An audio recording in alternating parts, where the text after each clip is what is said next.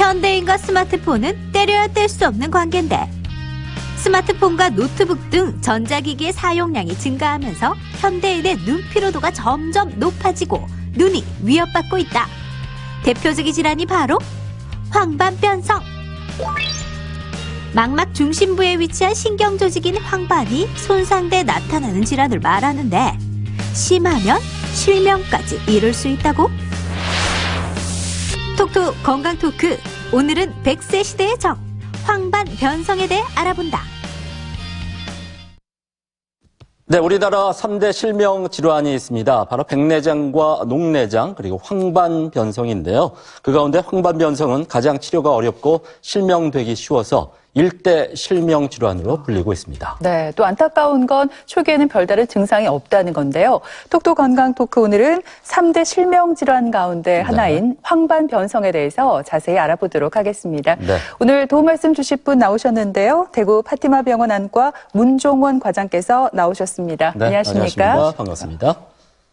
자, 그럼 먼저 3분 브리핑을 통해서 황반이란 정확히 어떤 부위를 말하고 황반변성이란 정확히 어떤 질환을 말하는지 설명부터 듣도록 하겠습니다. 네. 과장님 부탁드리겠습니다. 네, 황반변성이란 병명에서도 아실 수 있듯이 황반에 변성이 생기는 질환이라고 생각해 보실 수가 있겠습니다. 황반이란 우리 눈 뒤에 있는 신경조직인 망막의 중심부를 뜻합니다. 망막은 눈으로 들어온 빛을 인식하여 뇌로 신호를 전달해서 우리가 볼 수 있도록 해주는 중요한 역할을 하는 조직으로 그 중에서도 가장 중요하고 중심부가 황반이 되겠습니다. 이러한 황반이 얼마나 중요하냐면 황반을 제외한 모든 망막 조직이 손상된다 하더라도 황반부만 살아있으면 사람이 보고 살 수가 있지만 황반부를 제외한 모든 망막 조직이 멀쩡하다 하더라도 황반부가 손상이 되면 급격한 시력 저하로 일상생활에 큰 지장을 겪게 됩니다. 황반변성은 이러한 황반부에 드루젠이라고 하는 침착물들과 함께 출혈, 삼출물 등의 변성이 오는 질환으로 정식 병명은 나이 관련 황반변성입니다. 이러한 황반변성은 현재 전 세계적으로 50세 이상에서 실명의 원인 1등으로 꼽힐 만큼 아주 위험한 질환입니다. 이러한 황반변성은 정상적인 과정에서는 우리 황반세포가 영양분을 공급받고 노폐물을 배출하면 그게 분해 흡수가 되지만 어떠한 원인에 의해서 그러한 노폐물들이 점점 황반부에 쌓이게 되고 그러한 쌓인 노폐물들이 모여서 저렇게 노란 반점처럼 보이게 되면서 드루젠이라는 것을 형성하게 됩니다. 이러한 드루젠은 그 크기가 커지고 수가 많아지게 되면 황반세포에 손상이 일어나게 되며 그때부터 황반변성이 시작되게 되는 것입니다. 이러한 황반변성은 드루젠의 수, 크기, 모양에 따라서 초기 및 중기 황반변성으로 나뉠 수가 있으며 이 초기 및 중기는 건성에 포함되게 됩니다. 만약 진행된 경우에는 건성과 습성으로 나뉘게 됩니다. 이러한 건성 후기 황반변성의 경우에는 황반세포의 손상이 너무 심해서 이미 황반세포가 다 죽어버린 경우를 뜻하며 습성 후기 황반변성의 경우에는 신생혈관이라는 것이 나타나면서 거기서 출혈, 삼출물 등이 발생하여 황반세포가 계속 손상되어 가는 과정을 뜻합니다.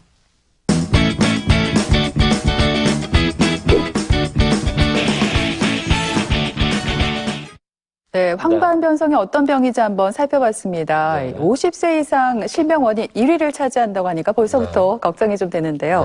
실제로 과장님, 황반변성을 앓고 있는 분들이 많이 있나요? 네, 전 세계적으로 황반변성의 발병률은 초기 및 중기 같은 경우에는 약 6.6%, 그러니까 100명당 한 6에서 7명 정도, 후기 황반변성의 경우에는 약 0.6%, 즉 1000명당 6명에서 나타나고 있습니다. 최근 국민건강보험공단에서 발표한 자료에 따르면 우리나라에서는 2011년도에 약 9만 명이었던 환자가 2016년도에는 약 14만 6천 명으로 5년 사이에 약 60%가 증가했습니다. 이는 연평균 10% 정도로 아주 급격하게 증가한 것을 나타냅니다. 나이에 따른 발병률을 보시게 되면 50대보다 70대에서 정말 많은 환자 수를 보실 수가 있습니다. 이렇듯 황반 변성은 나이가 증가할수록 그 발병률이 급격하게 증가하기 때문에 노령화 사회가 급격하게 진행되고 있는 우리나라에서 앞으로도 그 환자 수가 계속 증가할 것으로 예상하고 있습니다. 네, 저도 갑자기 저희 부모님의 눈 건강이 걱정이 됩니다. 과장님, 그런가 하면 이 황반 변성은 초기에 별다른 증상이 없기 때문에 이 질환이 어느 정도 진행이 되고 나서야 발견되는 경우가 많다면서요? 네, 맞습니다. 초기 및 중기 황반 변성에는 대부분 아무런 증상이 없습니다. 그래서 이 병이 있는가 의심해보는 것조차 힘듭니다. 다만 후기 황반 변성으로 진행하게 되면 급격한 시력 저하, 중심암점, 변형시 등의 증상이 나타나게 됩니다. 이러한 증상이 나타나서야지만 사람들이 내가 뭔가 잘못됐다 이렇게 생각을 하시게 됩니다.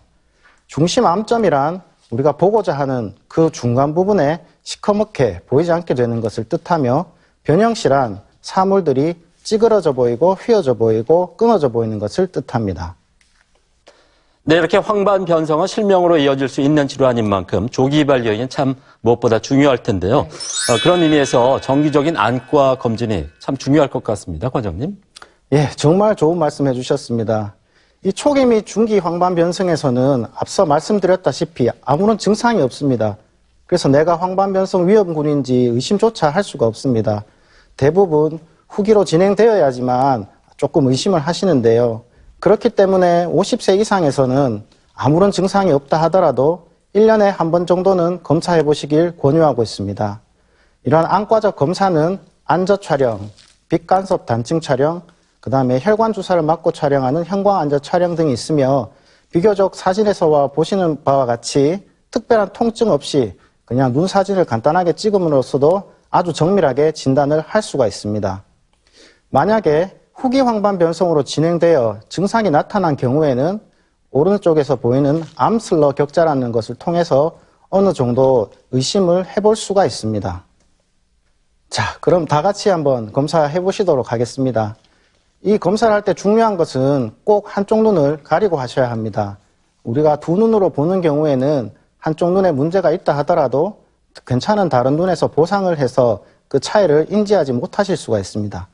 자, 그럼 다 같이 왼쪽 눈 한번 가려보시겠습니다.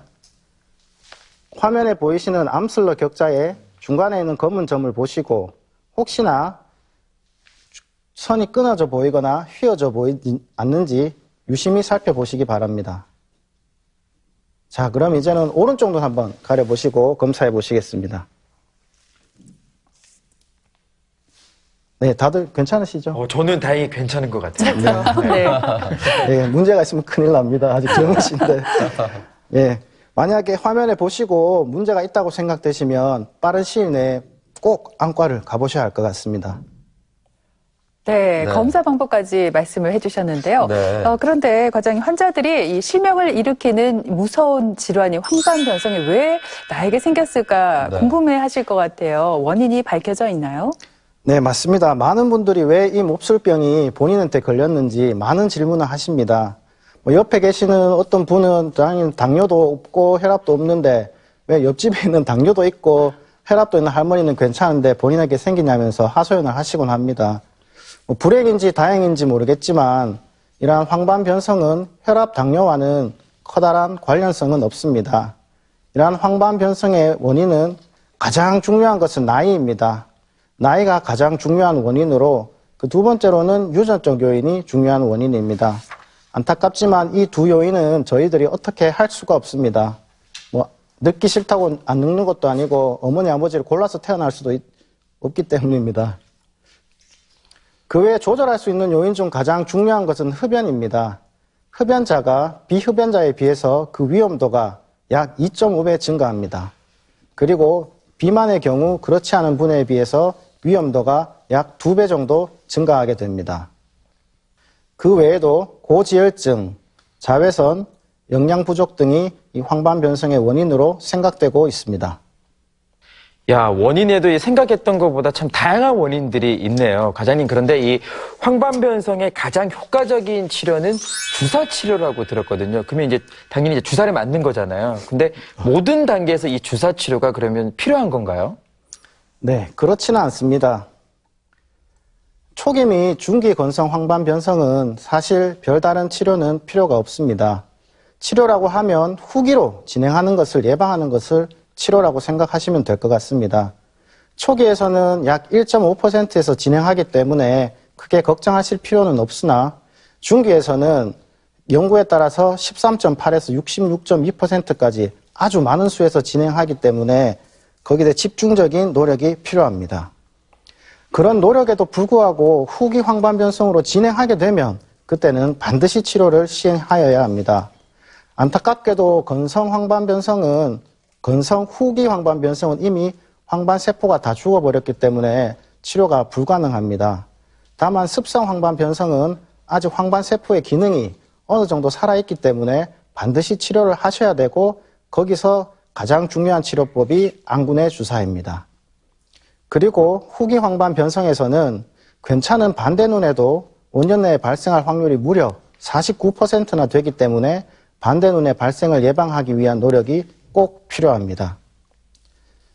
이러한 안군의 주사는 항혈관 내피세포 성장인자라는 아주 길고도 어려운 이름의 성분을 눈 안에 직접 주사하는 것이 맞습니다.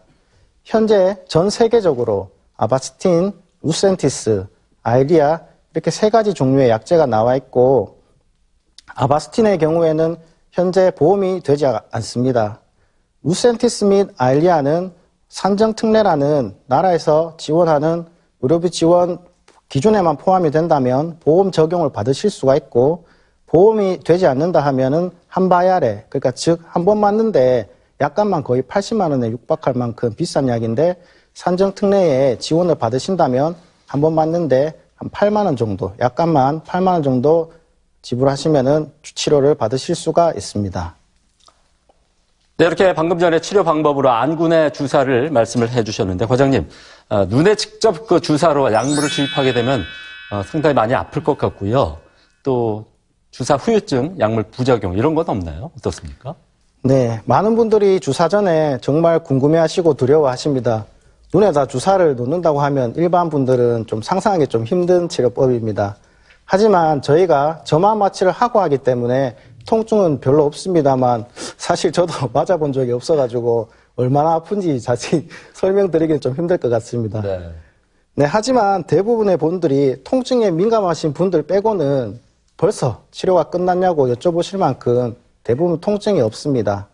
그리고 주사 후에 주사 부위에 빨갛게 출혈이 생기는 결막하 출혈이 제일 많이 발생하지만 이 결막하 출혈은 아무런 후유증 없이 1, 2주 내로 저절로 회복되는 아주 경한 합병증이기 때문에 전혀 걱정하실 필요가 없습니다. 좀 심각한 합병증으로는 안내염, 망막 박리, 유리체 출혈 등이 있을 수 있으나 그 발생 확률이 10만 명당 10명 안팎으로 매우 낮으며 대부분 주사 후 일주일 내로 그러한 중요한 합병증에 대한 추가적인 검사를 시행하기 때문에 전혀 걱정하실 필요가 없습니다. 통증이 별로 없다고 하니까 정말 다행입니다. 과장님, 그런가 하면 이 안군의 주사는 좀 언제까지 하는지 궁금하거든요. 그냥 단 한 번의 수술만으로 치료를 할 수는 없는 건가요? 네, 이 또한 정말 환자분들께서 궁금해하시는 겁니다. 도대체 치료는 언제까지 해야 하는 것일까요? 완치는 될까요? 안타깝게도 이러한 습성 황반 변성은 치료는 가능하지만 아직까지 완치가 불가능한 질환입니다. 그렇기 때문에 치료는 꼭 평생 하셔야 됩니다. 미국의 한 유명한 의사는 습성 황반 변성으로 처음 진단한 환자분들께 이렇게 말씀을 드린다고 합니다. 당신과 나의 인연은 둘 중에 한 명이 죽어야지만 끝난다고. 그렇기 때문에 그러한 습성 황반 변성은 평생 관리하고 치료하시는 게 중요합니다. 이 대부분 주사 약제가 약효가 아직까지는 한 달에서 2달밖에 지속되지가 않기 때문에 이러한 약효가 떨어지면 언제든지 재발 가능한 것이 이 습성 황반 변성입니다. 그리고 재발할 때마다 또는 재발 전에 반드시 주사가 필요하고 주사를 몇 번 맞고 그만 맞거나 그런 거는 전혀 없습니다. 병이 재발할 때마다 꼭 맞으셔야 됩니다. 간혹 가다가 본인이 아무런 증상이 없어서 괜찮다고 생각하시고 병원에 안 오시다가 증상이 다시 생겨서 오셔서 주사를 맞으시는 경우가 있는데요. 그렇게 되면은 조금 더 안 좋은 결과가 나타나기 때문에 꼭 치료받는 선생님의 말씀, 스케줄대로 치료를 받으시는 것이 중요합니다. 그리고 안타깝게도 황반변성은 수술로도 안 됩니다.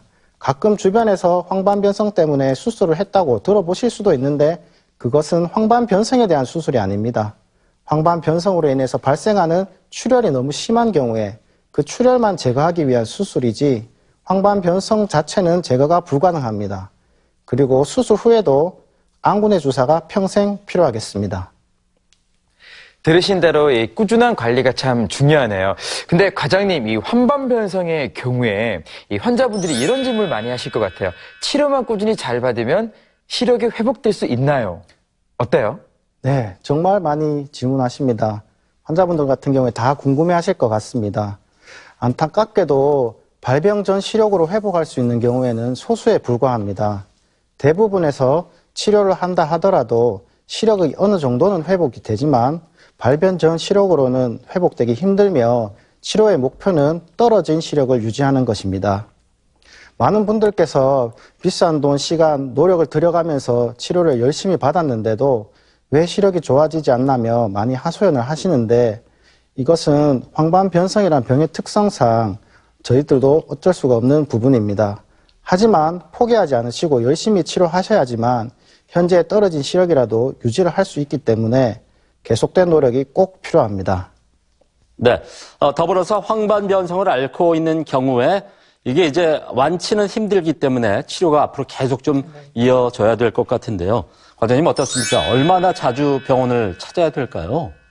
네.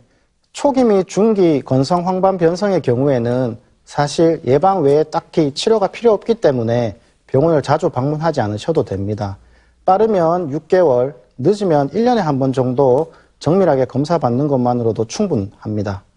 하지만 후기 황반변성으로 진행하게 되는 경우에는 적극적인 치료가 필요하기 때문에 대부분에서 한 달에 한 번 정도 또 주사를 하게 된다면 일주일 내로 한 번 더 방문을 하셔야 되기 때문에 한 달에 2-3번 정도 병원을 나오셔야 하고 병이 안정되게 되면은 그 치료 간격이 최대 3달까지는 늘어나게 됩니다. 네, 앞서 황반변성의 발병률을 살펴봤을 때 50대 이상에서 발생하기 시작해서 70대 이상에서 가장 높은 발병률을 보였는데요.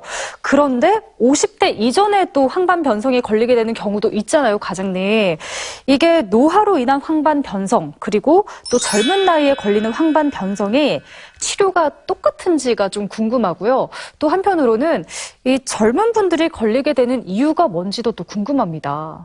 네, 엄밀히 따지자면 오늘 저희가 하고 있는 이 나이 관련 황반변성과 젊은 분들께 걸리는 황반변성은 의학적으로는 차이가 있습니다. 다만 황반변성이라는 것 자체가 신생혈관이라는 것이 발생하면서 문제가 발생하게 되는데 그러한 의미에서는 같기 때문에 사실 치료는 같습니다. 이 젊은 분들에게서 황반변성이 생기는 경우 가장 대표적인 경우는 근시가 심해서 생기는 근시성 황반변성이 있으며 중심장애성 맥락망막병증이라는 아주 이름도 길고 어려운 병에 의해서 2차적으로 생기거나 아니면 포도막염 등 다른 병에 의해서 2차적으로 신생혈관이 생기는 그런 황반변성 등이 있습니다. 그래서 엄밀히 따지자면은 이 나이 관련 황반변성과는 다른 병으로 분류가 되고 있습니다. 네, 이 황반변성은 진행된 경우에 아무리 열심히 치료를 받아도 시력이 떨어질 수밖에 없다고 하는데요. 네. 그런 의미에서 예방법이 참 중요할 것 같습니다. 과장님, 끝으로 황반변성을 예방하려면 어떻게 하면 좋을까요? 네, 모든 병이 다 그렇겠지만 이 황반변성도 정말 예방이 중요합니다. 우리가 어떻게 할 수 없는 황반변성의 가장 중요한 원인은 나이와 유전적 요인입니다. 그 두 가지는 저희가 어떻게 할 수가 없기 때문에 그 외에 우리가 조절할 수 있는 요인에 대해서 최대한 노력을 하셔야 됩니다. 그 중에서 가장 중요한 것은 바로 금연입니다. 이 흡연 자체가 비흡연자보다 위험도를 2.5배나 증가시켜주기 때문에 꼭 금연을 하는 것이 중요하며 비만 및 고지혈증 예방을 위해서 주기적이고 지속적인 운동이 꼭 필요합니다. 그리고 자외선 차단을 위한 선글라스가 도움이 됩니다. 그리고 특수한 경우에 영양제 복용이 필요하며 모든 환자분에서 식이 조절이 꼭 필요합니다. 네, 영양제에 대해서 말씀을 드리겠는데 이 황반변성의 예방에 좋은 영양제는 텔레비에도 광고가 정말 많이 나옵니다. 이 루테인이라는 성분이 포함된 무수히 많은 영양제가 시중에 판매가 되고 있습니다. 집에서 텔레비전 채널을 돌리다 보면 홈쇼핑에서도 정말 많이 판매가 되고 있는데요. 이러한 영양제들은 중기 건성 황반 변성부터는 꼭 섭취가 필요합니다. 이러한 영양제들은 미국에서 아주 오랜 기간에 대규모 연구를 토대로 보시는 바와 같이 6가지 성분이 황반 변성의 예방에 크게 도움이 된다고 하였고 그 각 성분에 대한 권장량을 제시하였습니다.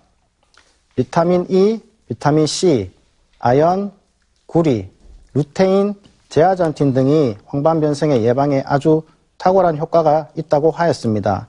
다만 그 각 성분에 대한 권장량 자체는 우리가 일반적인 음식으로는 도저히 섭취할 수 없을 만큼의 고용량입니다. 그렇기 때문에 중기 건성 황반 변성 이상에서는 아무리 식이 조절을 하신다 하더라도 추가적으로 이러한 영양제들을 꼭 복용하시는 것이 중요합니다. 다만 중기가 아닌 초기 또는 황반 변성이 아직 생기지 않은 분들은 그 영양제를 굳이 드실 필요는 없습니다. 그런 분들께서는 영양제보다는 식이 습관을 조절하는 것이 더 중요합니다. 황반 변성의 예방에 좋은 음식들로는 견과류, 식물성 오일, 과일과 야채, 굴, 육류, 가금류 등 동물성 식품, 그리고 녹황색 채소, 계란 노른자, 감, 구기자, 고등어, 참치, 연어, 청어 등이 있습니다. 하지만 이거 보면은 뭐 다 있습니다. 뭐 고기 있고 생선 있고 과일 있고 야채 있고 뭐 어떻게 도대체 이 많은 것들을 먹어야 될지 아무도 감이 안 잡힙니다. 최근에 아주 좋은 논문이 발표가 됐는데요. 그 논문에 따르면은 상기와 같이 제시를 하고 있습니다. 아직 황반 변성에 걸리지 않거나 초기 건성 황반 변성이신 분들은 다음과 같은 식이 습관을 유지하면은 진행 또는 병이 생길 확률이 현저히 낮아진다고 하였는데요. 야채는 시금치, 오렌지색 피망, 케일, 당근이 황반 변성의 예방에 도움이 되며 하루에 200g 이상을 꼭 섭취할 것을 권유하였습니다. 과일 같은 경우 블루베리, 감, 산딸기가 좋으며 하루에 200g 이상을 섭취하기를 권유하였습니다. 생선 같은 경우에는 고등어, 연어, 청어, 참치가 황반 변성의 예방에 도움이 많이 되며 일주일에 2마리 이상 섭취하기를 권유하였지만 연어와 참치 같은 경우에 사실 2마리 못 먹습니다. 그렇기 때문에 일반적인 2인분에 해당하는 분량을 섭취하기를 권유하였습니다. 네, 이렇게 지금까지 들으신 것처럼 물체가 휘어 보인다거나 눈이 침침하게 되면 한 번쯤 황반 변성을 의심해 보시고 정확한 진단 받아보시길 바라겠습니다. 네, 또 황반 변성이 많이 발생하는 50세 이후부터는 특별한 증상이 없더라도 1년에 한 번씩 안과 검진 정기적으로 받아보시기 바랍니다. 네. 지금까지 이 시간 도움 말씀에 대구 파티마병원 안과 문종원 과장께서 수고해 주셨습니다. 네, 오늘 고맙습니다. 김철원 씨, 장혜은 씨 두 분도 수고했습니다. 네. TBC 클리닉 건강 365 오늘 준비한 내용은 여기까지입니다. 한 주간 건강하게 보내시고요. 네. 저희는 다음 시간에 다시 오겠습니다. 고맙습니다.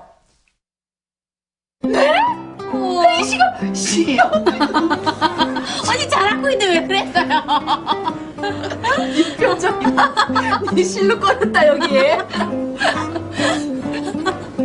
아 너무 웃기다. 나 이번 언니가 칠 걸 알고 있어. 아 너무 웃기다.